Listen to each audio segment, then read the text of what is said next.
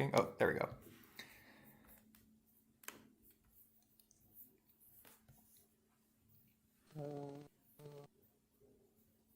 Waiting for it to refresh. All right. Good morning, good afternoon, good evening, and good night from wherever you are. Around the world. Welcome to another cast of the Nordic Classic Tournament. I'm olddirtyh, joined by olddirtyh as always. Hello, hello. And today we have our match between SDO and Clanhater Appreciation Society. Also, apologies if I sound a little. I feel like there's like a little phlegm in my throat. Anyways, sorry. So I might be clearing my voice loudly.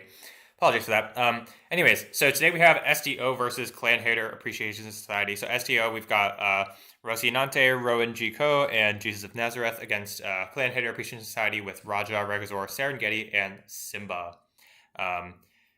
What do you think about this matchup, Oldie? Well, we saw SDO and we were talking off air. We were curious to see if they're going to study the film, take some advice, and see how they're going to bounce back.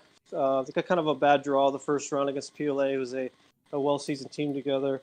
And we got to see 2v2 out of Clanhater Appreciation, where it was Regazor and Serengeti. So I'm curious to see who their third's going to be and how they mesh together. Yeah. I think it's kind of an even match right now. It's hard to say. I mean, I'd give a slight edge to Serengeti and Regazor because they played pretty well when we saw on their 2v2. Yeah, definitely. They did a lot of rotating, a lot of adjusting, coming back together. And SDO, we just didn't really get to see SDO, I think, in their kind of full form. So I'm excited to see this matchup today. Yeah, definitely. Really excited to see if there's any sort of improvement or change of strategy or anything. Let's before we start up our tournament game, of course, we have to talk about the donations. If you like the Nordic Classic and you like this content that we're putting out, and you want to make things a little bit more exciting with the prize pool, then live opened on the other computer and it's buffering for some reason. Yeah, I see that too. Not sure why. Let me try refreshing. Yeah, me too. Okay, it's good. Needed to refresh. All right. Well, anyways, and there was something else. Let's address the. Yeah, you want to address the penalty? Yeah, situation? Sure. So, there have been some issues that players have had with rules and stuff in the past. We saw that in week number 1 with some 2v2s here and there, and some scheduling issues. We really want to reiterate, right? The rules are here on this rules. I'm buffering again. Why am I buffering?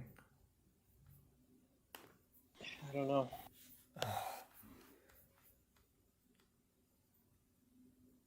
I'm just streaming a web page. It shouldn't be buffering. Hopefully in the replay it'll be clean. Yeah. I think it's fine. Just keep going. Okay. Yeah. So really try your best to one, follow the rules, of course, because we want these matches to be nice and straightforward. And also, please, if you have any issues scheduling or with rules or anything, please contact Connor McDavid, who is the tournament organizer, of course. Please contact him. And also, don't play your game if there's some sort of problem. Just contact Connor. He's more willing to try and give it some extensions or something than if people try and play with faulty rules at this point. So please, please contact Connor if you have any questions. And again, all the rules are on this page, so please follow them. Yeah, and we had one issue coming up. Not naming any names, but I guess there was an issue over secret random versus random, and then the losing team wasn't happy about the fact that there was only random instead of secret random. Guys, again, as Paris said, read the rules. We're not your mom. We're not your dad. We're not going to sit here and babysit and hold your hand. Like, if you're not going to follow the rules, I mean, what do you want us to do? There's nothing we can do. And if you do notice something's off, it's up to you and your team to address it immediately. So if someone's using a band nation, if it's not secret random and it's just regular random, or if they're using the same nations again, or if the tier splits aren't right, or whatever it may be, you guys need to self-govern that as soon as possible. Don't wait until the game has been played and then try and come back. It comes across as cheesy and cheap, Yeah, and we don't scummy. want that. Yeah. It's not in good sportsmanship either. Like, come on, guys, you guys know better. Just pull it together. All right. Yeah. And finally, some good news. I understand that the last week one game is being played today. Strap versus Alia. They received an extension for a good reason, and so that is getting played today. So really excited to see the final match of week number one. We'll probably be casting that pretty much as soon as possible because we'd like to get through all of week one. Is there anything else that's missing before we start up the game? No, I think that's it for the pregame. All right, so let's switch to Rise of Nations here. Let's quickly talk about the bans. Clanhater Appreciation Society banned Inca, Nubians, and Maya, whereas SDO banned Lakota, British, and Greeks. Pretty standard bans, except Clanhater's banned Inca out of Tier 1. How do you feel about that ban? Yeah, I'm pretty surprised about that. You would think Jap, German, Lako, I mean, there's so many other nations you probably want to ban, but maybe, again, they've scouted the other team. Maybe they feel like SDO, really likes Inca. I don't know. Probably I wouldn't have banned them personally. But, it seems like Inca are among the weaker nations for Tier 1. Not to say that Inca aren't awesome. Inca are an amazing nation, but...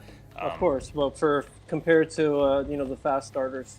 It's a little different. So, anyways, let's get started with game number one. This is Clanhater Appreciation Society versus SDO. For those of you who are just joining us, I'm olddirtyh.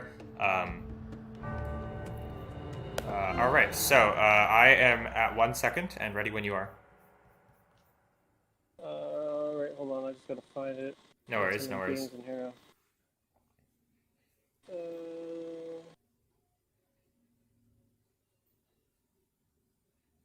Clanhater. Why am I not seeing it? All right, no worries. Take your time. What did I title it as? CAS versus SDO, I believe. Okay, well, that's how they sent it to me. I don't know why I'm not seeing it in here. Well, let me check this in the folder. Maybe in the wrong folder. Yeah. Check your computer files.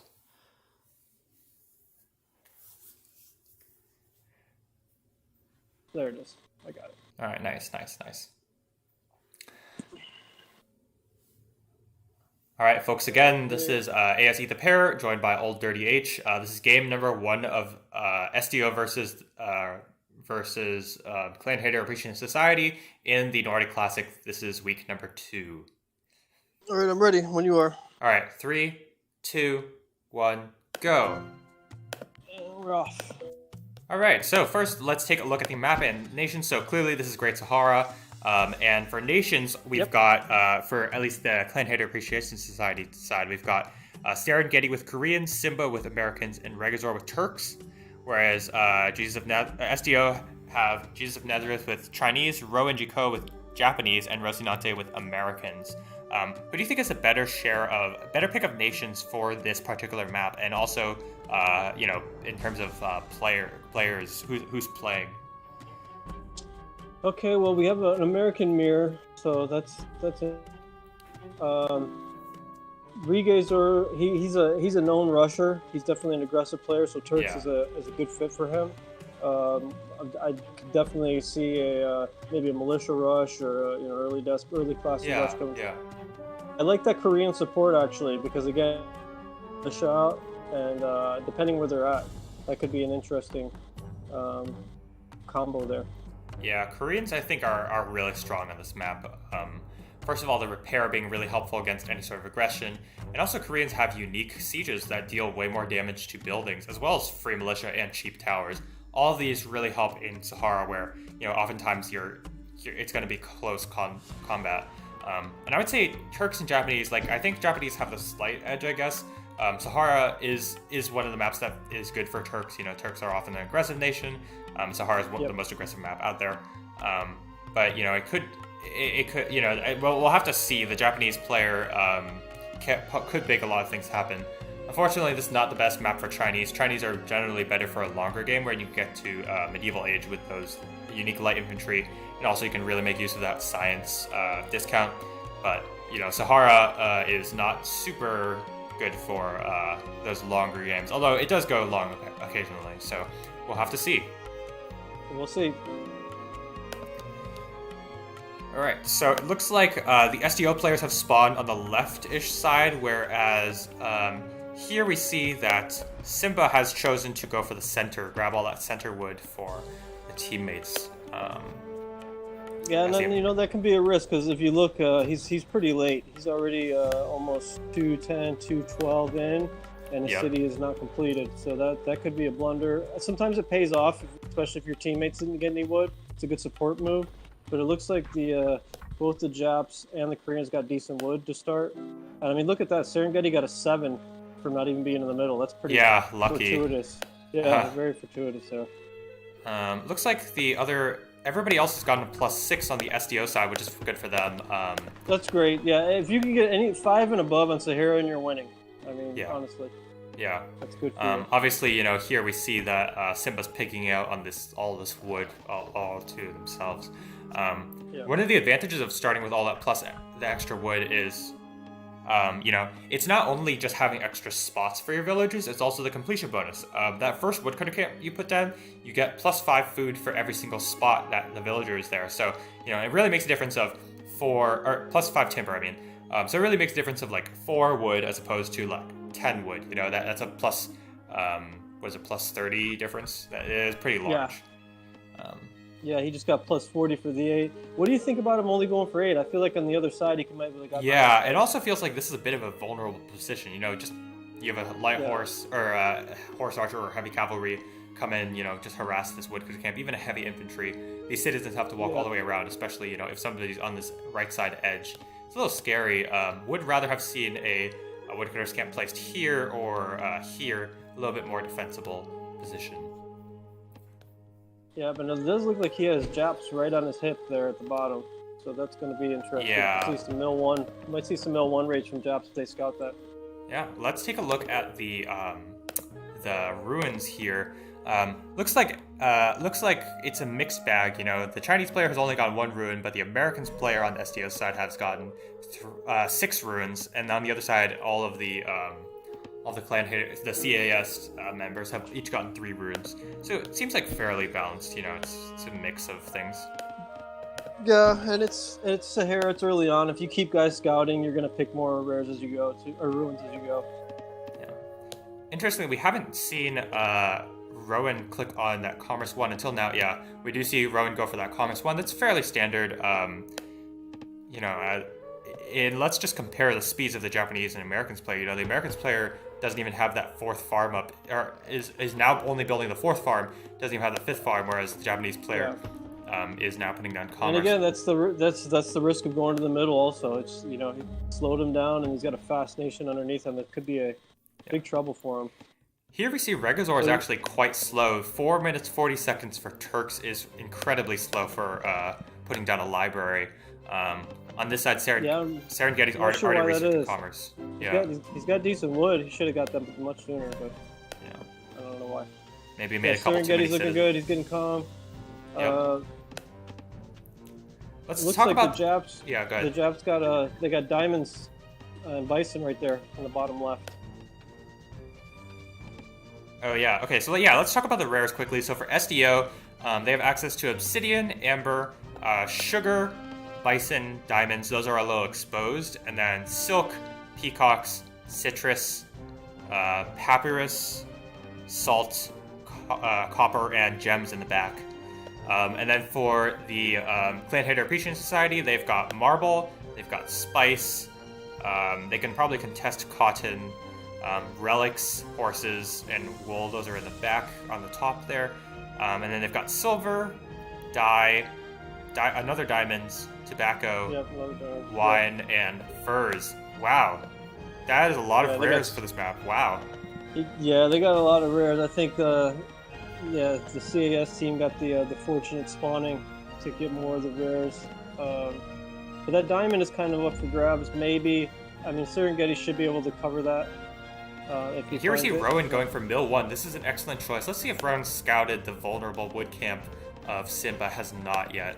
And Simba has chosen to put up this library, which it's a good idea in theory, right? Blocking a heavy infantry, but honestly, it's not a good idea because you put a horse archer here, and the horse archer could just sit there. The citizens can't really move out of the way easily. It's not, not the best. And as you can see, there's rocks right there. So if he brings in some light infantry, they can just chill on those rocks, get that defensive bonus, and just pick off those. Yeah, definitely. Here we see a barracks coming out of Rowan. We're going to see if this is going to be very effective.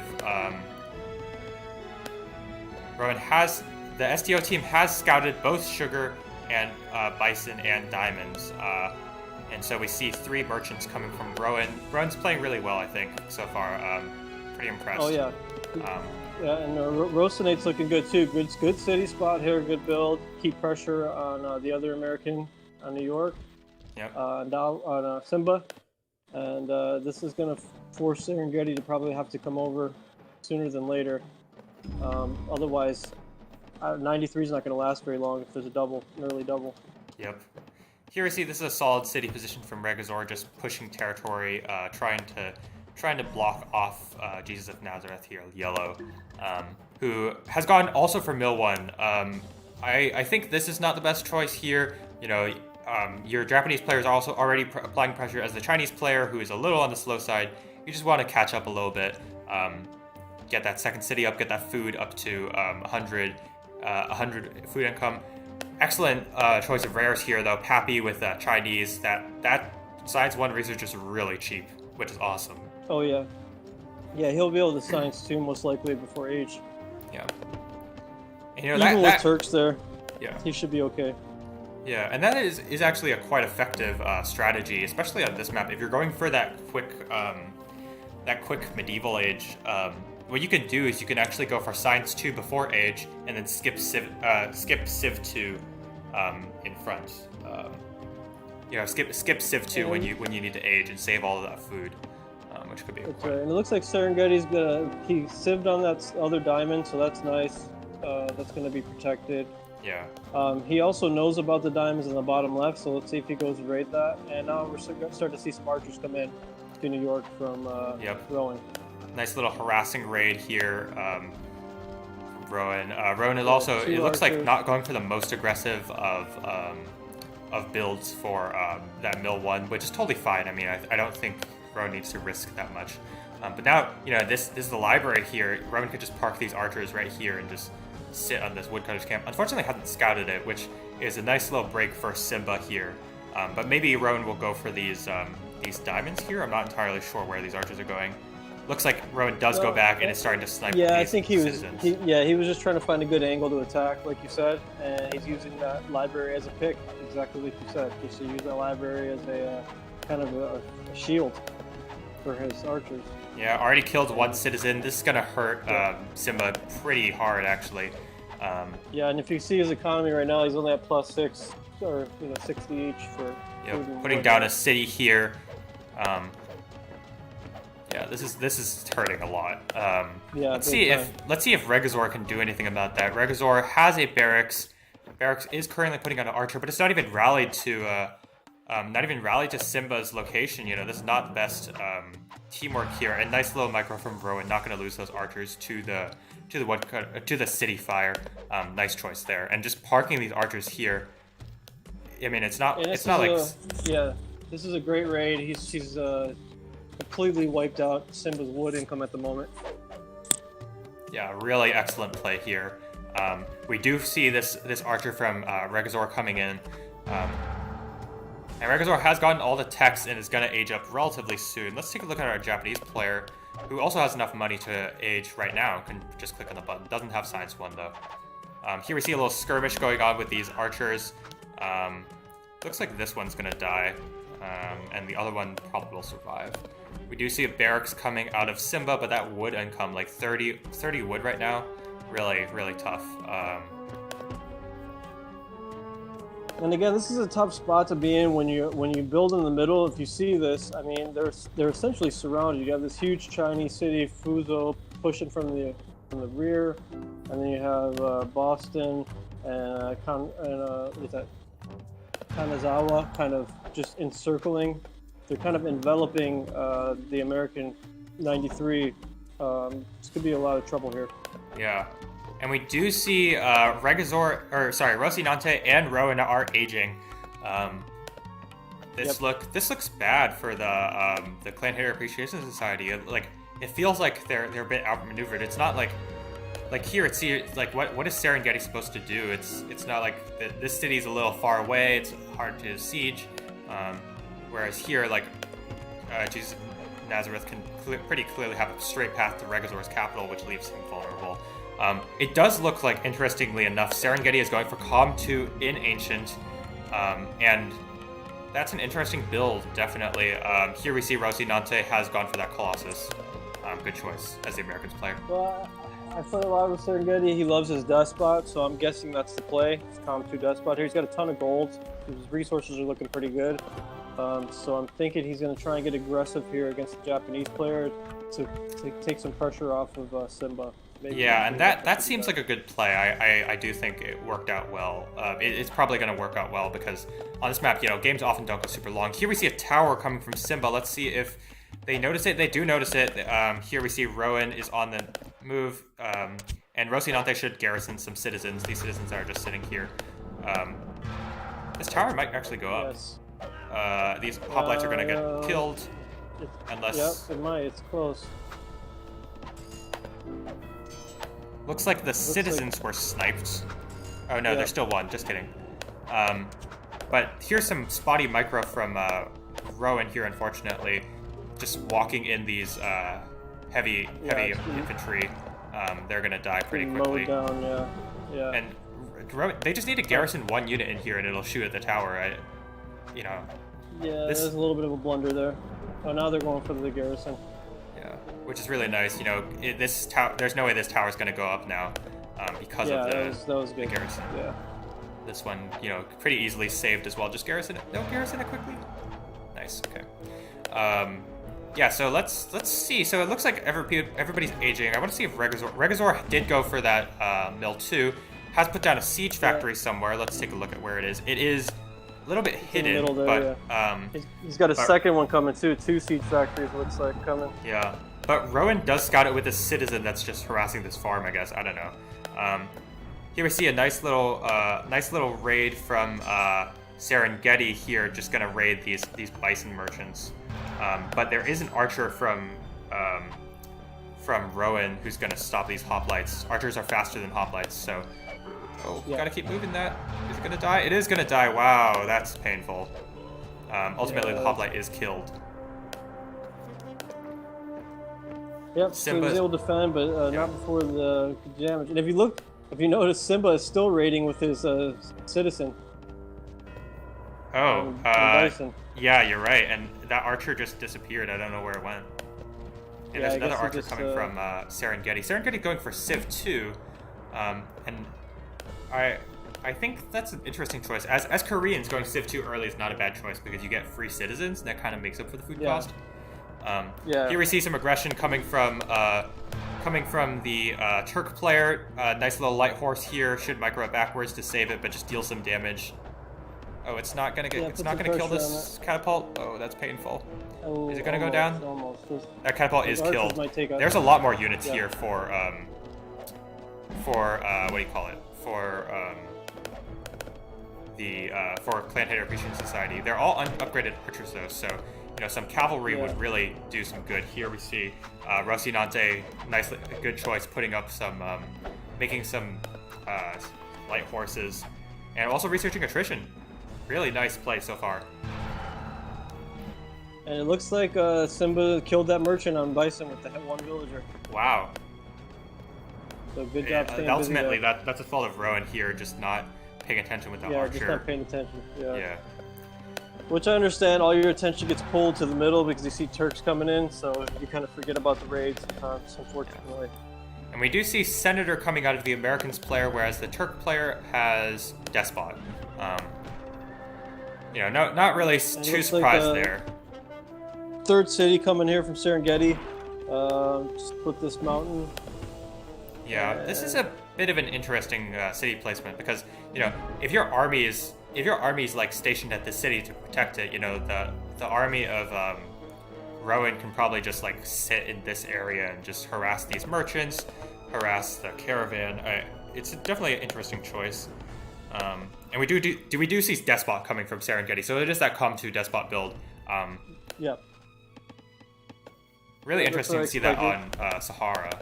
But he needs to get some metal. He has no metal income right now. Yeah, but with all those citizens, it's probably gonna bump up really quick. Yeah, it'll boom up fast. Yeah. We're starting to see. We got a couple towers up now here. Some cavalry units. Yeah, they're not breaking this currently. Yeah, upgraded archers. Some upgraded Tabushi, and Japanese are now mill 2. So they'll be able to get out some heavy cavalry. This is going to be well defended. Yeah, nice play from the SDO player so far. I don't even think the Turks have government, do they? They have Despot. Oh, he does. He does have Despot. Okay, I didn't see it. Yeah. This could still fall apart quite quickly. They could, it could like be easily like, oh, here we see a big rush going for the capital. They're gonna try to sack the capital with a sneak attack here.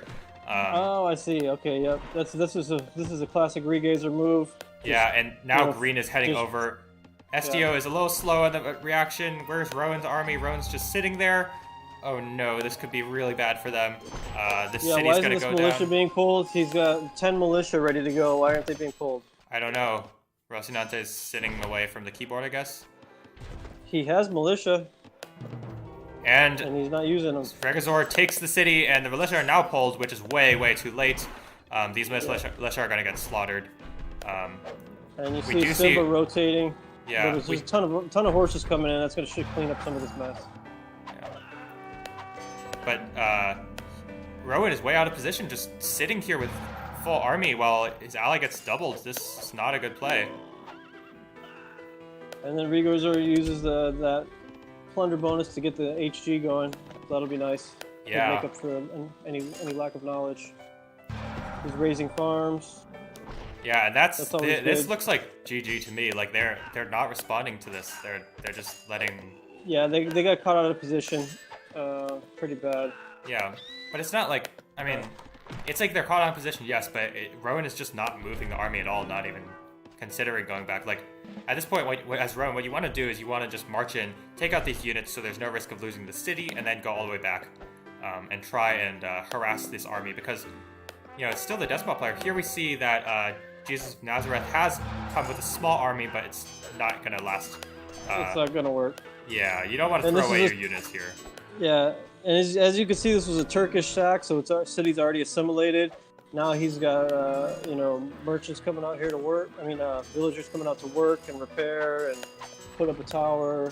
You could temple this, put a lookout, and this thing will be fully defended. There's still plenty of time to take it back. It was a pretty good timer. But like you said, 91's just standing there. He still hasn't moved an inch. It's almost like it's a broken replay, but it's not. Here we see a nice little tower coming from Serengeti, just going to siege this city down. And even if Rowan was to garrison some units in here, the Korean tower is easily repaired by a couple citizens. So nice play. In fact, he's almost ready to age. Almost has 500 food for that age. Really nice play there. But ultimately, I don't think it matters. Like, SDO is losing 2v1 right now. Yeah, I don't understand what Rowan's doing. He's been sitting there for 5 minutes, just doing absolutely nothing. Yeah. I guess he's just booming, or maybe he's focused on Serengeti side, but he has no army over there either. Yeah, we do finally see a movement of the army. Looks like Serengeti's going to take the city easily. These flaming arrows being actually quite effective. 3 flaming arrows. Yeah, those things are just going to melt this tower. Yeah, and like now that Regazor has had time to build some more army with all that cap bonus, that this city's not going to get taken back. There's 2 towers coming up. Has plenty of units. Has way more units. This just feels like a faltering on Rowan's part. Just the army just didn't move for a while, and I have no idea why. Yeah, now he's coming just way too late. He should have came about 3 minutes ago, and they would have had a chance to take the city back. But yeah, this looks GG. Yeah. And Serengeti's aging too, so. And he took that city, yeah. Yeah, yeah. Like I think they could have easily held this, or like at least they would have given away a cap sack, of course, because they were caught out of position. But they could have easily held this had Rowan gone immediately when they noticed the cap was going down. But yeah, exactly. But now it's not possible. Here we do see a nice little catapult rush on the capital of Regazor, but it's not going to make a difference because, you know, there are a bunch of towers here. There's lookouts. They're not going to be able to take that city particularly quickly, and there's all these militia that Jesus of Nazareth would have to get through, floating a bunch of resources as well, which is unfortunate. Yeah, I mean, using 24 militia, that's going to slaughter that whole little army. Yeah, and now the capital of Rowan is going to get taken down because, you know, Rowan army just wasn't doing anything for the longest time, and I still have no idea why. Yeah, it's GG. It was just a blunder, 100% on Rowan. He lost this game for his team. He should have rotated very early. I mean, it would have been so easy to just... And the thing is, with the Turkish rush like that, you just repel it. It really slows down the Turk player. If you can stop them from getting that plunder bonus, it really slows everything down. Yeah. But unfortunately, they just completely mismanaged this game. Yeah. Like, if you compare the power of Turks versus French, like the Despot rush, right? Like, French are the better long-term Despot rush because they have better army. The healing is a nice long benefit. Whereas, like, if you look at the Turkish player, they don't have many benefits for their army. It's just they're fast and they have powerful siege, which means they can attack early. But in a longer game, they're gonna falter. Yeah, no, the benefit is exactly what Regazor did. You get that plunder bonus, and you're able to replenish your economy. So you have to make a point to do that, and that's something SDO just needs to be aware of when you're playing against a Turkish player. Just be aware. You know, that cap was way too exposed. It was undefended, completely undefended. Just a blunder here by the SDO team. Yeah, and it looks like this is in fact GG. No chance of taking that city back. Rowan calls, or Rocinante calls G, which I assume is short for GG. And now we see here Regazor is going for Beijing to dual siege of the capitals, and they resign. Yeah, it looks like this game is very much over. Yeah, it's over. Yeah, and that wraps up game number 1. Let's take a look at the game stats really quickly. Clearly, Regazor with the largest amount of kills, and Rocinante with the greatest number of losses. You know, I think that game was interesting. Really promising start for SDO, definitely. It felt like they were in the right position to make things happen, but ultimately they just fell over, you know. Yeah, this is a frustrating loss. I mean, they literally gave the game away. I mean, Simba was just in a terrible position. Yeah. I mean, he was way behind. Just leaving your cap like that. I mean, if anything, he should have just moved his cap to Boston, because Rowan had his whole army there. So forget it. Just might as well just move it there, because he wasn't going to rotate his army anyways, and then just make that the front. I mean, yeah, Riga still probably would have went. Maybe he would have decided to just kill the Colossus instead of take that city that wasn't the capital. But most likely, the Turkish player would have rotated back to the middle. But then he would have had to face that huge Japanese army, so we would just have a completely different scenario. Yeah, definitely. Yeah, just because you can still see on the map, 91's got a huge army, and you know it's just done nothing. Yeah. How many? Let's look. How many kills did he have? He had 11 kills. 11. Yeah, the lowest on his team. Like, you make army for a reason, right? You make it either to defend your economic lead or hurt your opponent's economy. And so, you know, your economy's not doing much. Your army's it's a pointless investment if you're not going to use it, you know. So. Yeah. Disappointing loss for SDO. Probably a breath of relief for for Clanhater Appreciation Society, with Simba getting to that unfortunate slow start as being the one walking to the middle, and also being Americans with no extra powers, not many extra powers in Ancient Age. Yeah. Yeah, all right. So you want to update the score and we'll move along? Yeah, I will update the score, and then we can get into game number 2 here. That's 1-0 for Clanhater Appreciation Society against SDO. If you're just joining us today, right now, I'm AS Eat the Pair, talking here with olddirtyh. That was game number 1 of Clanhater Appreciation Society versus SDO for the Nordic Classic Tournament, which is, of course, organized by Connor McDavid. Let's load up. And this is the first. Yeah. Is this the first week 2 game or the second week? This is the first week 2 game. Yep. First week 2 game. Yeah. All right. Let's load up game number 2. All right. I'm at 1 second. All right. Give me a moment.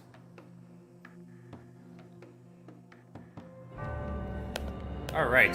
I'm also at 1 second, and let's do 3, 2, 1, go.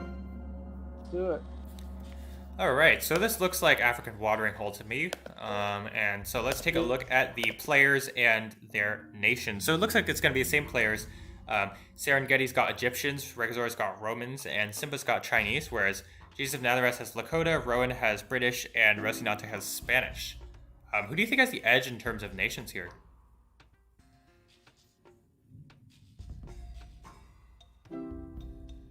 I'm not sure where Old went. But I guess I'll answer my own question. I think SDO definitely has the better nations here. Spanish are really good on watering hole for basically the reason of they just get free heavy ships. So you don't need to research mill 1. You just put down 2 docks, get 2 free heavy ships, and you're good to go.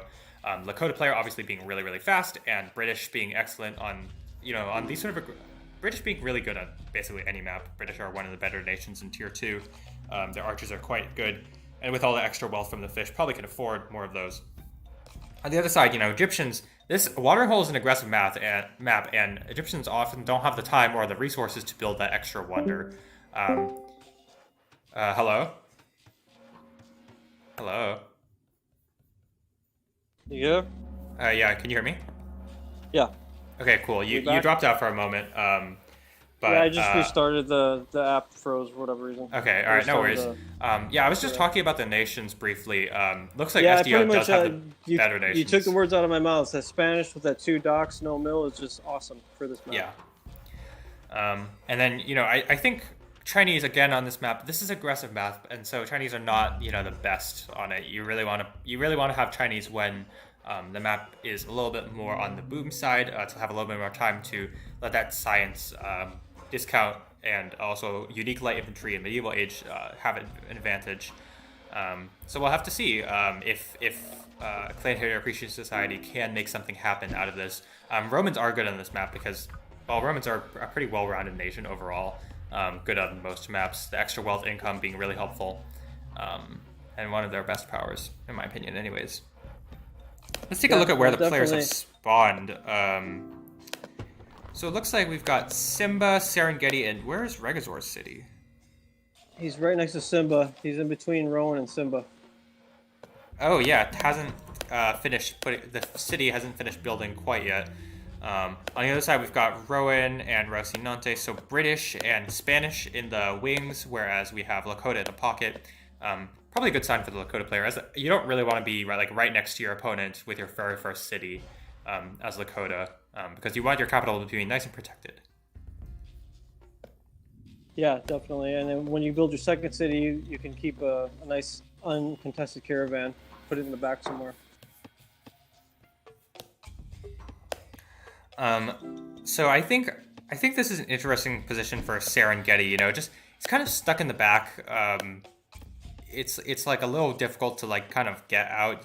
Put a city here or something, but still is very far away from all the opponents. It looks like it's hard to take advantage. It's hard to use Serengeti because Serengeti's really trapped in the corner. Whereas on the other side, the Lakota player can really build anywhere and make things work, either double one side or the other. If I was SDO and I knew the location of everybody in the map, I would consider. Yeah, sorry, go ahead. I was gonna say the Clanhater Society. They've got the mighty citrus, which is a great rare for this map. Yep. And furs, great at Beijing. Yeah, those rares are both quite good. Yeah, we can talk briefly about the rares. So we've got citrus, furs, and wine for Clanhater Appreciation Society. On the other side, they've got silk, silver, bison, dye, marble, relics. It looks like SDO have more rares because of their just how they spawned. You know, Serengeti's not near the water, is unable to contest some of the rares that are closer. But you know that citrus is worth a lot, and furs as well. Both are really excellent rares on this map. There are both. It's both a water map where you're fighting a lot in water, and also getting cheaper military on such an aggressive map like this. Really powerful. Obviously, silver's awesome, and so are some of the other rares. Silk being quite good. Bison not bad, and relics great for a long game. Yeah, they definitely have more long game rares on that side. Having citrus, of course, is an advantage here because you get that healing of the ships. So let's see. My guess is you'll see some aggression from the Clanhater team to get in that water and try and control the water. Yeah, and so but they do have to deal with that. But they do have to deal with that Spanish, and if the Spanish gets the two docks down very fast, and he can kind of stop them from getting docks up even, or at least bothering them, the citrus isn't going to have a big effect right away. That's true. I forgot to take a look at the ruins here. It looks like the Lakota player has 175 ruins, which is pretty good. Roman's player also has that many though, and yeah. It looks like Serengeti has 5 ruins, which is much better than Rocinante's only 1 single ruin, which is unfortunate for Rocinante here. Let's see what sort of techs will come out of these players. It looks like the Lakota player has gone for Commerce 1 first. Probably a good choice. On this map, you generally want to save timber because you're making so many boats and stuff. So skipping that science one, probably a good idea. And now is getting up that economy, putting down a dock, good choice. And it looks like the other players are also going for Commerce 1. We see the British player going for Commerce 1. Regazor putting down a library kind of late because ultimately Regazor had to walk a little bit to get to this position. And then Simba putting down library and market right next to citrus. For those of you who are newer players, you want to put down your market next to these rares because you can just right-click and the merchant goes right in if you put it in the right spot into the market. So that will protect it from raiders, which is a nice choice, a nice play on this side. Serengeti is now finally researching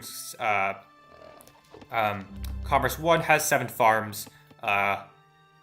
Really interesting. I'm interested to see what Serengeti will pull out of the hat here. Honestly, I don't think he needs. Yeah. I mean, he is Egypt. He could go wander potentially. Yeah, it's just not the greatest because of the map. Here we see Rocinante putting down a dock, Spanish with those free docks, or with those free heavy ships from docks, really powerful. Actually, I would like to see the dock a little bit more forward, because you want to have those fishing area, or the healing areas, for your ships be closer and your opponent have less of the space on the map. Also would like to see Jesus of Nazareth get that wood income up to 100. Even if you have to put down a second wood farm or woodcutter's camp, it's quite good. Oh, here we see this is danger for Rowan here. Regazor is putting down a city right where the woodcutter's camp is. Oh, that is wood. Yeah, he sieved his wood. That's brutal. But Rowan has brought all these citizens along. This reaction is way too late though, and the city is going to go up. When you do this sort of thing, and you see your opponent is starting to build the city, you either bring all your citizens immediately, or you have to either bring all your citizens immediately, or you ditch the wood camp as soon as you can. And now, Rowan is hurt a lot by that. Yeah, big time, and the good heads-up play from Rigas there, noticing that wood and just getting a civ run up very fast. Because Romans aren't the fastest for that type of move, but he saw it, made the adjustment, so credit to him, and now he's towering. So that wood camp is completely gone, and Rowan's got to rotate back. It's still only 4 anyways. I think he only had 4 initially. I think he had 6 there, which is going to hurt him. Oh, did he? Okay, so yeah, that's going to hurt him. Yeah. And being the British player, you want to be able to try and max out that extra plus 25 commerce, and he's just not going to be able to get that. I don't actually like this military 1 choice from Rowan here. it feels like it's just not gonna do much. Like you don't have the wood income to support it, and so I'd rather see Civic 1 sift toward the bottom, get this massive wood camp, this mountain, Yep. and really like make something work out of it. Here, Yeah, I sometimes agree. you don't want. Yeah. And you know the Roman player sieved because he just sieved you, so there's no way he went mill yet. Especially you see a tower going up. You know the Romans get the towers before mill, so he's not going to go mill anytime soon. It's really there's no benefit here at all for this barracks. Yeah. Just a Like waste of wood and maybe time. raid the rares, I guess. I don't know. It just feels like it's not the right person. Instead, it should be the Lakota player who already has mill to get that barracks up and start raiding the opponents. Does look like now we're seeing some water action here now. yeah, it does look like SDO is winning the water battle because the other players just don't. It looks like Clanhater Appreciation Society just doesn't have that many boats yet. Only now is the Romans player going for a dock. They have 2 ships to. They have 3 ships to 2 ships. Although this ship is going to die unmicroed. It's a bad micro here. Terrible micro here. Oh no, the ship's going to go retreat that down. ship. Yeah. Yikes. And this is a bad spot to take a fight. As you mentioned, you don't want to take even citrus or it doesn't matter. If you're taking fights by your opponent where they can just go into their docks, I mean, this is just a bad place to take a fight. Just go in, raid the fish, pull them back towards your docks so you can heal. Keep the fight on your side of the water early on until you can get those fire ships. Yeah, and here we see it was a lucky break for Simba. Was able to sneak that ship with like 7 hit points back into the dock, and now this ship's going to go down again. Again, poor micro. Wow. Jesus of Nazareth losing that ship. Yeah, for and losing very 2 little heavy reason. ships early. I mean, you're talking 90 wood. It's 180 wood on 2 ships. That's brutal. Yeah, that really is painful. Looks and like now a third ship's going down here. Yeah, again, the micro's just not like. It's not even like that much of micro. It's not like army micro is really hard to do, right? We get it. Like players who don't have as much experience can really struggle with army micro because it is really hard to. It is really hard to master, getting all those cavalry and infantry in the right spot at the right time, getting your general, using force march when you need to. But this is just like move your ships out of the way before they die. It's like you really have to make sure to be a little bit careful. Yeah, as you can see, here comes ships now from Sim Park, no problem. He's gonna kill all this, take all this. And Simba's made a good choice here. Just investing heavily in ships has made four heavy ships at this point. And even though that's a lot of wood down the drain, it's going to pay off in the long run. They're going to take control of water pretty easily if the opponents don't do much to contest it. I mean, it looks like Rowan's trying to bring a couple ships out, but he's just not microing them, and he's just going to lose. Well, Simba just lost a heavy ship. Yeah, so it is tough to micro on this map because there's so many things happening. Yeah. I would like to see. Look at this Rowan. in the back here. Rowan getting wood. You see this at Thebes. Oh yeah, this is really nice for Rocinante here. Gonna harass Serengeti. Serengeti is aging, but it's not just gonna be super effective with all like a loss of all wood. Serengeti's forced to put a barracks in the back. That's really nice for Rocinante here. Definitely worth it. Just 2 archers. Doesn't even lose them, just denying all those citizens from working, forcing them to put the barracks in the back. That's going to be really annoying. But Serengeti has aged. Simba is already also aging. Let's see if the other players are close to aging. Looks like Koda is close to aging. I can just click up now. And British player still a little bit far off. That Civ 1 from Regazor definitely hurting. Regazor is still a bit far off as well. This side, the Spanish player is pretty close to aging, so... And as you know, when you age, you can now build fire ships, so that's going to come clean out the water. Looks like CES got the age first, so they're going to get the fire ships out first. Plus they have citrus. They should take full control of this water here shortly. Yeah. Now we're seeing the second dock from Watsanase, but I think this is a little too late. That second dock should have been up much earlier. Yeah. And that is nice that they're going to take control of water for the Clanhater Appreciation Society, but it's not too bad. Here we see some poor micro again. Rocinante's just... The ships are just standing here, like they could be helping in this battle against these 2 triremes, but this ship from Rowan's going to go down because it's just not paying attention. Yeah, he's back here trying to fight off these archer versus slingers, which is a bad fight. So he's gonna lose all of his archers to these slingers. You know, once and he's gonna lose you his ships. yeah, once you've seen your opponent has put down the barracks, you can just run away. You know, you have plenty of time to get away, keep your archers alive. You've already done enough damage there. And he's got archers just sitting here, kind of. They're coming in now by Pi Ramses, but I don't know what they're gonna do. There's 2 slingers. They're just gonna slaughter that archer. Yep. It's a bad micro again. And if we take a quick look at the units lost counts, because that's usually a good example of what's happening early on in this game. You know, we can see the SDO players have all lost more units than they've killed, and that's just like it's a mix of just poor micro, as well as, you know, not having your units in the right place. Like what? Yeah, what I mean, this, you can see the micro here. Yeah, exactly. He's just picking away at this dock. It's gonna take you, 5 years to kill that dock. It's just wasting time. All the Rocinante ships are going down. As you can see, Simba's upgraded now to the galley, which is much more powerful. Plus, they have citrus. Here comes Terracotta. Interesting build there from Serengeti. I guess I don't know if this is like the most effective / safe build. Like, it feels like at this point Rocinante's just had plenty of time to just sit by himself.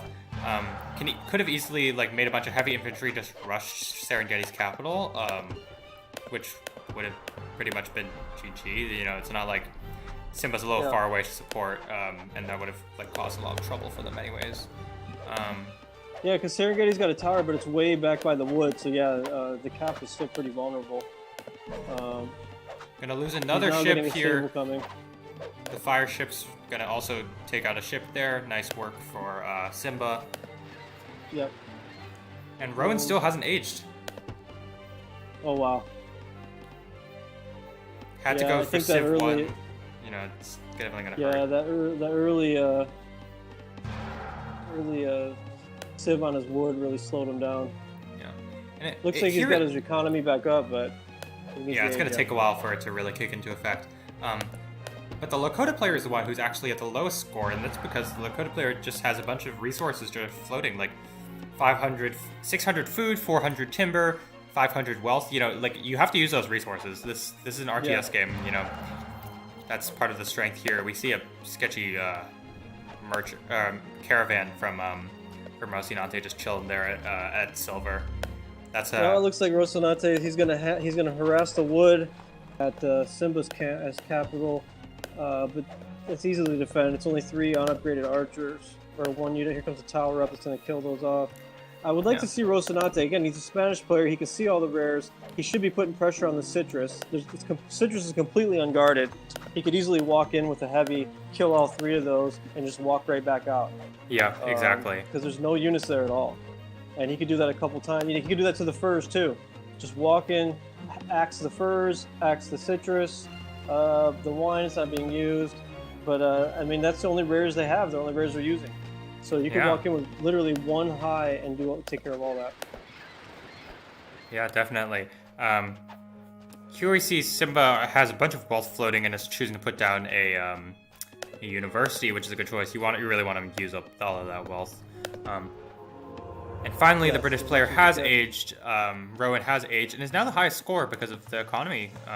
The other, you know, let's like compare Jesus of Nazareth's economy. You know, just not like why are you floating so many resources? You can easily pump out some scholars, make a merchant, make some more, make a caravan, pump out some more units, maybe research Civ 2 or Mill 2, get your metal income up. You know,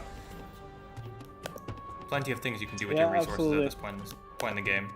And it looks like, despite not having the citrus, SDO's doing decent in the water. They're still able to use, it looks like 2 or 3 of the fish. Although Simba is coming in with the galleys now to try and clean it up, but that's a good amount of time to be able to use it. And you can see the food income's been maxed out from Spanish for a while. I'm not sure why he hasn't got government yet. Yeah, I think it's another example of no mines, right? Like there's only plus 60 metal income. And that's going to hurt the Spanish player in the long run. This city here ultimately not doing much of anything. You should either civ back or civ forward to grab this mine. And ultimately, Serengeti's able to take advantage of this +8 mine with +7. And what do you think about this Colossus coming from the Lakota player? I mean, okay, it's good in one sense, right? Like, I've been telling Jesus of Nazareth to say, like, okay, you gotta spend your money. And, you know, wonders are a great choice to spend your money.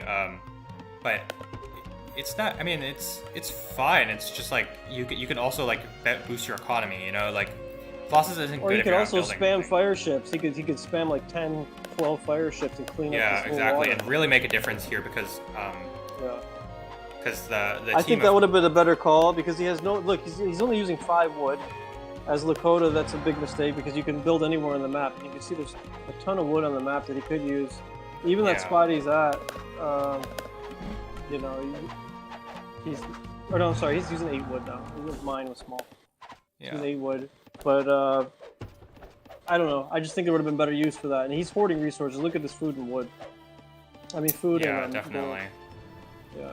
It's painful to watch. Yeah. And Terracotta's complete. Looks like there's a siege factory coming down from Serengeti. Yeah. He may be going to Madrid here very shortly. Yeah, and Serengeti has 11 scholars already, which is bad news for the for fans of SDO here. SDO does have relics, Yeah. but only Rocinante is using relics. I would highly advise all the other players to use relics as well. And now here goes Rowan going Civ 2. What I don't understand what he's doing. Makes no sense at all here.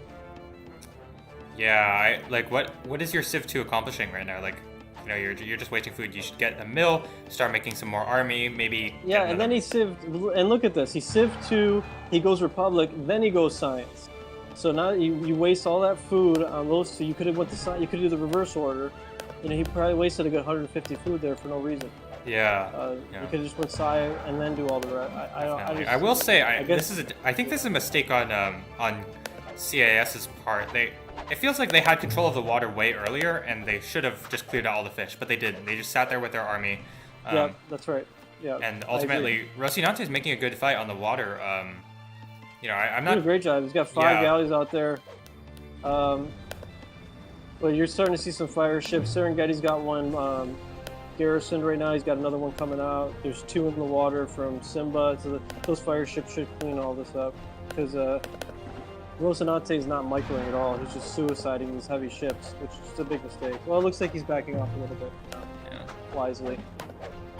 Yeah, you really need to heal these ships. Like, you have a 5 HP galley that could easily be saved and healed for later, but looks like the one goes target fire down. from Simba's good. Just snipes that. Yeah. Yeah. And now Serengeti looks like he's moving in position to attack. He's got a ton of Javelineers coming from that Terracotta. Yep, here we see And an again, ambush, there- gonna snipe these units easily. There's no government quite from Rocinante, only a senator now. Let's see what happens. No, it's just content to sit Yeah, there. I mean, Javelineers are a weak unit, but they're good for helping get a sack because they're just bodies that can stand there. That's So true, I that's can say true. that. And they can pick off these Age 1 archers pretty easily, so they'll do a little bit of damage here. Here we see the ambush is over, the fight is beginning. These Skutari are really good against the enemy cavalry, and it doesn't look like... Serengeti only has 2 hoplites, which are both easily cleaned up by these archers. Some decent micro from Serengeti, getting the cavalry in the back, but the bowmen are unaffected. This fight looks like it's going to be a win for Rocinante, and that this Serengeti messing up. Yeah, loose- too many Javelineers. They're basically useless in this Oh, fight. come right on, here. you can snipe that siege. You don't need to pull back. Snipe it, snipe it, snipe it. Gets it, okay. Almost. Yeah. Looks like both the sieges are gone. Oh no, he survived that one. Lakota, look at the Lakota player's economy. You know, has 900 food. Like, what are you doing with all that food? You could have probably like aged by now if you had managed your resources a little bit better. But unfortunately, that's not going to work out. And now you're seeing Simba rotate over here with Rige's. Rige's got a small army with the siege. They're gonna go for Sihaspa here, and Yep, really this is split gonna off the army. Yeah, this is going to be bad for Rowan, actually, because that's our majority of his wood is. Yeah, So I would like to this. see... Yeah, I would like to see Simba here just rotate, just put the units right in this caravan path and do what we saw with IND versus PLA. Just cut off the caravan from Rowan and really hurt that wealth income. That could be quite effective here. And it's not like there's no, currently it's close enough nearby to reinforce Regazor's catapult army here. So that could be quite effective. And yeah, Jesus Nazareth has no army whatsoever. He's got one one cataphractor sitting there. I don't know where his senator is. Yeah, and this is a problem of not spending your resources. You know, just yeah. At this point, you have Colossus, infinite. You have 39 population of your Colossus. Even the British player. And if you see his senator's just sitting up here by this mine and by his capital, to the west of his capital by Dai. His senator's just sitting up there. It's not even down here to help defend. And as you know, senators do help and give a defensive bonus in their, allied territory, plus healing. This is a nice army though from Rowan. It's a little small, of course, but if Rowan just kites forward a little bit, you know, these archers are really good. And Serengeti does reach the medieval age, and it's pop capped because of all the free units from the. As those Regazor, so Regazor's aging. Simba's doing gardens now. Yep. 14 scholars. Gonna take the city now easily. Rowan is going to save the city. Should just hit these units, you know. Now the two armies are aside, you don't want to get doubled. Oh no. We see some units from Jesus of Nazareth, not that many. And the micro's good from Simba here. Gonna snipe these the archers, the British archers that are kind of exposed here, and also the senator. Nice little move nice there. Teamwork here. You could see a Regager kind of drew them in, going to Aberdeen, got them to rotate, and then they just came back around and cut them off. So that was good team play there. And yeah, definitely. Like they're still sieging down Aberdeen, so it looks like they're going to be able to take that if they micro well here. Yeah. And Regazor does age. Simba's also aging, and this game looks very over. Yeah. Yeah, I don't see how this is going to come back here. Looks like Serengeti's now replenishing his army. He's still at pop cap, but he'll be able to get mill 3 soon. Rocinante's not too far away from aging, so that'll help him significantly if he can. Same with Jesus of Nazareth. Yeah. One thing about these temple upgrades here, what you want to do generally is you want to wait until medieval age if you can, because when you're in medieval age, you don't care about food as much. Food is not your most important resource, but here, like, Rocinante can clearly age if it just cancels both of these techs, has enough food, has enough knowledge. But because Rocinante chose to get taxation and religion before aging, it's going to slow down the age time by quite a bit. It looks like Jesus Nazareth's taking a bad fight here. He just lost a ton of archers, and Rowan as well. Much both their armies got decimated in that battle. Yep. Aberdeen's lost. Jesus of Nazareth does click up, and the British player can also click up on the age. But they're just really behind in economy, and army, and in tech, which is unfortunate. Simba starts. Yeah, and I like this. Simba finishes. There's a little bit of aggression here from Rocinante. It's decent, but there's a castle coming up. Serengeti's pretty much not in any trouble. He's keeping Serengeti away from the other side, I guess, which is nice, but it doesn't matter because he needs to go rotate at this point and go help his team. Yep. Because they're going to die here real soon, although they are aging, so it may slow the process a little bit. Yep, that's true. Looks like all SDO's aging now. Yep, this siege is going to get sniped by this tower because micro. And it looks just awkward rally point for Rowan here. They're probably going to give away this catapult too. Yikes. And I'd like to see him get back on the water now under control and just finish off these last couple of fishermen, take out that last galley, and just take full control of the water. There's no reason to be giving away any. I mean, you have plenty of ships. There's no point in allowing your opponent to use. You spent the resources on them. Use them. Don't just let them sit there. Here we see a skirmish going down between Serengeti and Rocinante. Looks like the fight was good for Rocinante, except for the ultimate arrival of all these garrisoned Javelineers. Javelineers, as we know, are kind of a crappy unit. Like they're not very good at all. They're not but they good, are free but you know when units. you have that when you have a ton of them, I mean there's still bodies there. They still have weapons, so it's it's gonna annoy you. And he's got looks like 10 or 11 Javelineers, so that's enough to at least harass, especially the archers. Yeah. Now we're seeing counter siege here from Rowan onto Regazer's front city. Yeah. And which is still small, but it'll be large soon. Yep.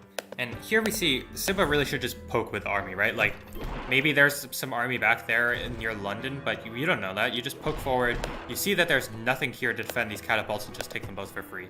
And then you can move your army elsewhere. There's no need to just sit behind here and just wait passively. Yeah, and we're seeing some pretty poor resource management for both sides. Look at all of Simba's resources. You look at all of Regazer's resources. Yeah, they could be having definitely. just massive armies right now, and it looks like Riga's going for some kind of sneak attack here in the south. But he's going to walk into a small army.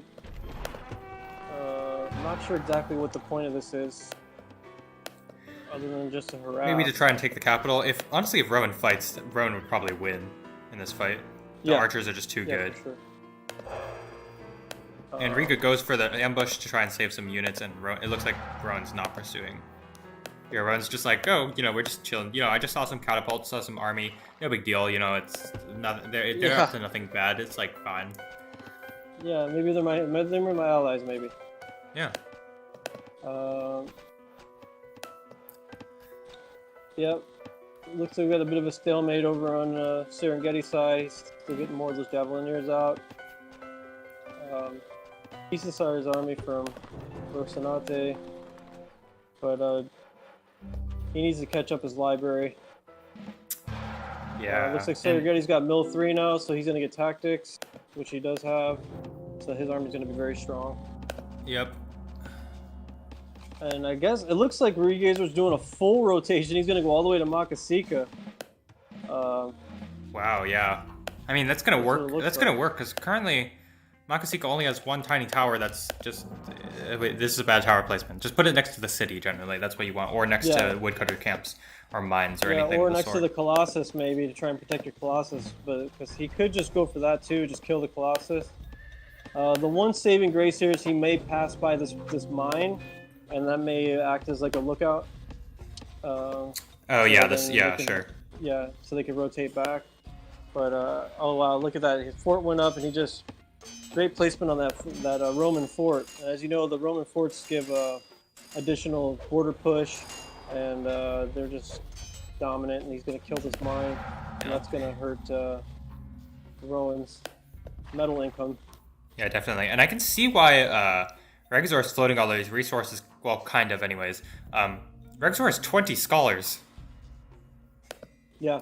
That is a lot he can of just scholars. start getting he can go Com 2 here. He'll get Mill 2 or Mill 3 because he's got furs, and as we all know, with Romans, Mill 3 free tactics upgrade. That's huge. So if he researches that and just walks into Makasika, he should be able to hold that no problem. Yeah, small army right now, but does have 3 sieges, and the cap sack. We'll probably get the cap sack, which will help a lot, anyways. It looks like Rocinante's doing a good job defending his one fisherman there. He's got the the heavy Carracks now, forcing back those galleys. Yep. Rowan's gonna lose his galley for free unless he does something about it. No, doesn't look like it. This galley's gonna go down. I mean, Riga's just going on the world adventure here. Let's see if this pays off. And now we see Forbidden coming from Serengeti. Yeah, probably more to deny than anything else, Yeah, I think so. I think the idea is just take it so they can't have it. Yeah. He doesn't really need it. Here we see a big skirmish here. These sieges are going to get sniped. Rosinate's army is just much smaller, even though the army composition of Serengeti's kind of really bad. Like all these Javelineers kind of suck. Yeah. If you see your opponent has gone Terracotta Army early like this, which I've actually never seen in the game, but if you see your opponent go Terracotta Army early like this with Egyptians, just mass cavalry. Like they can only afford so many pikemen. Just mass cavalry, they'll murder all of these elite Javelineers. And we see here also Serengeti's gotten some chariots and some archers, which both just melt to cavalry anyways. So. Yeah, typically I've only seen Terracotta early with Americans, just because you get that bonus. Yeah. And that's probably the only time. But actually, I just played a game with him earlier. I saw him do this, so maybe this is a new tactic he's trying out, and it seems to be working fairly well. I mean, the only thing I could do is, bodies are bodies. So when you want that quick sack, just standing all those guys there, it's going to help you just have population there to get a sack. Yeah, I mean, it also helps. He could be working on his Javeliner micro. Maybe he's working on sniping units. Maybe, yeah. There's also the I think one of the problems with going Javelineers early is or Terracotta Army early is like you're seeing what happens. It's just you get pop capped with all these really bad units, Javelineers namely, and then you can't make any more units, and you're like stuck on scholars, and you don't have enough knowledge to get military, and it's bad stuff like that. But it looks like it's working out okay for Serengeti here. Well, here comes Regazer. Looks like he's going to finally make a move on Makasika here. Oh, yep. Doesn't have upgraded sieges, but will soon. Okay, upgrade sieges. And he doesn't have a supply wagon either, so that sucks. That slows down his... if you do not have a supply wagon, not only does it put you at risk for attrition, which 94 doesn't have anyways, but it slows down your output by, 50%? I think they shoot 50% faster with the supply wagon, so it's always good to get a supply wagon when you have it available. Yeah, definitely. And here we see a little skirmish here from Jesus of Nazareth against Simba. Looks like it was okay for 94 here, but now it's going to get sandwiched by some more army. Where's Rowan's army? Rowan has no army. Minimal army. Yeah, he has no army. Yeah, and another mistake, Senate's not raised. He needs to get that Senate raised immediately. He could have dropped it back there behind Ronate's capital. It looks like this is just going to be another unfortunate GG for SDO. Really just an unnecessary, and he's bringing out some slingers. That's stupid. No reason to build slingers. And you want to garrison your units here. You don't want to just run them out one by one, which they're just going to get picked off. Here comes some pikemen. Garrison about at least 2. But you really need an archer here to pick off these legions. But there goes the sack. Yeah. Looks like Rowan's sending back a couple horses. Yeah, I mean the sack's already gotten. Jesus of Nazareth is sending the entire army, but one thing like, here, why are you bringing back your supply wagon, your siege? Yeah. And Regazer did that just for the sack, clearly. That wasn't an army that was going to hold it. No, yeah. So he just got the sack. He's going to pull back, and he's going to age here very soon. Yeah. Good for Jesus of Nazareth to snipe all these units, though. Even though it's a big blunder to give away your capital like that, give away that cap sack, you just snipe all those units, and you should be okay. Yeah, at least make them pay for it, right? Yeah. Yeah. Don't give it to them for free. So that's good. Yeah. Here I also do have to commend Jesus of Nazareth. Putting up that fort is a nice choice. Should eject this senator though, but it is a nice choice because you're just protecting. You're forcing. Your opponent can't just walk in and take your city now. They have to actually siege down. And he's got attrition now, so that's nice too. Yeah. And Serengeti knows how far they are ahead right now, putting down a Colosseum. Yeah, it's basically for no reason. Yeah, just because. It's like a. And we see Serengeti also goes to the school of never build a smelter. Has that 112 metal income. Has enough timber for a smelter. Chooses not to build one. And now we see Regazer's aging. He was able to save a few units here. See what he does with them. That's like literally all the units. Like where did all the cavalry go? They just didn't chase all the infantry on foot? I guess they got distracted to rotate back. Yeah. And once Regazer ages here, it's definitely GG because I don't see anyone on SDO aging anytime soon. Yeah, same. Serengeti's rolling pretty well. Serengeti's just gradually, trading out all of those Javelineers. Yeah. Even if Javelineers are a really bad unit, they're still effective in number. Yeah, exactly. So using them in mass, they do a thing, and they'll definitely help them get a sack here. Yeah, and look at the populations, right? Rocinante's at 75, whereas Serengeti's at 100. And if Rocinante was also at 100, Rocinante's army would be way stronger because Javelineers are just really, really bad. But because Serengeti has that massive numbers lead, it is pretty easy to win here. Yeah, he's got 16 Javelineers. Yeah, wow. Is, yeah. I don't want to think about what that'll be when Serengeti inevitably ages. Yeah, which will be pretty soon here. You already see the fight's going to go down in the bottom side. They're going to try and take the city.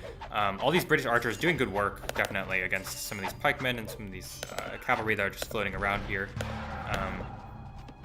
Looks like Regazor has not had beautiful time. fire lances. Those fire lances are a great counter for the British archers. Yeah.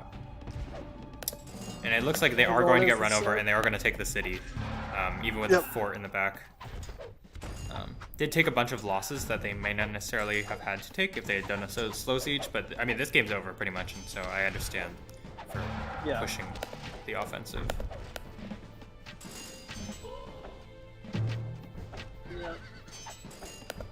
Looking like this is going to be over very soon. And now you're seeing Regazer going for Com 3 here. I would like to see him go Mill 4 just to get the population up. But I guess he's just looking to boom now because they feel like they have it in hand. Yeah, and the only reason why Regazor doesn't have more armies because just is at 100 population, can't make more army. And all of these medieval age units are just going to get massacred by the gunpowder units, both the fire lancers from Simba, as well as the actual gunpowder age units from Regazor. Yeah. And you see Simba age now. Simba's aging. And I see in the chat. Yeah, go ahead. Sorry. Regazer could raise these two Karaks. He doesn't need them. They've got full control of the water. That would increase his population a little bit. Yeah. But whatever. They're rolling. It doesn't matter. Yeah. I see in the chat, Connor says tech is Pear's favorite word. Tech is not, in fact, my favorite word, but I do say tech a lot because, Rise of Nations is a game where you can get big advantages from teching and from getting more technologies than your opponent and making sure your library is filled with more techs and tech. Yeah, I don't even want to share what Connor's favorite word is because we're trying to keep it PG here. But this city is eventually going to go down to these bombers and sieges. Yeah. Yeah, I think we'll see some GGs here soon. You look at Regazer's food, he's at almost 2,700 food. Yeah, wow, that is a lot of food. That's crazy. Yeah. Great play by him. Yeah, and I think overall, he's gonna go take the city in the back now with that little army that's survived. Wow, Magatanka. Yeah, even with attrition, this is not gonna last. There's no defenses here, not even a temple. It's gonna be easy capture. Yeah, he's got that bombard. Even without the wagon, it'll still melt that thing down. I have to give props to Rocinante, who's held his own in a 1v1 against an Egyptian player who's had time to build up a zillion wonders. That I do have to give some props there, but on the other hand, it's also the fault of Rocinante for not pushing, right?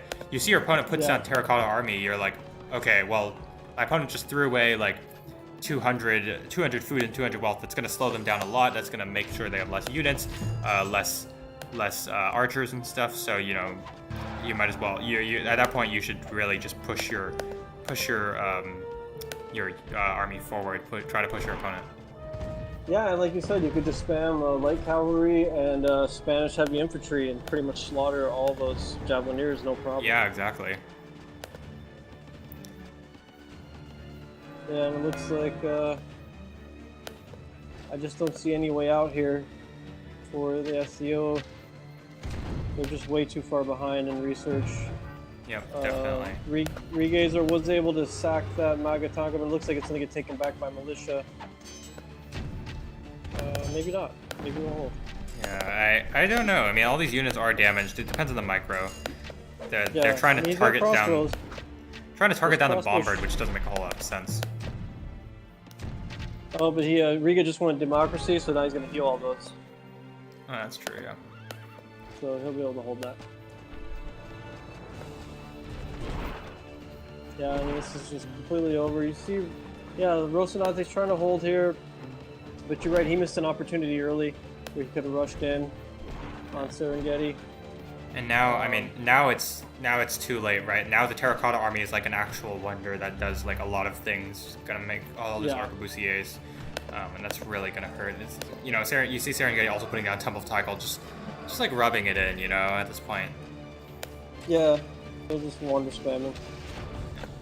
And it looks like Regazer's gonna try and get 4,000 food here. Going for 4,000. Yeah. Still pop capped. Oh, can click up on military, but hasn't yet. Yeah. Yeah. That's a lot of food. Could feed Africa with that. Feels like the Clanhater Appreciation Society are just like taking this nice and slow. You know, I respect that. You know, they're making sure that they don't have any possibility of losing, that they're making sure they get the boom up. But on the other hand, you know, they're clearly way ahead, and it's just stalling the inevitable here. Yeah. I think we can fast forward if you want. Yeah, let's fast forward. Just get to the end, because there's no way they're coming back. It's just going to be more of the same.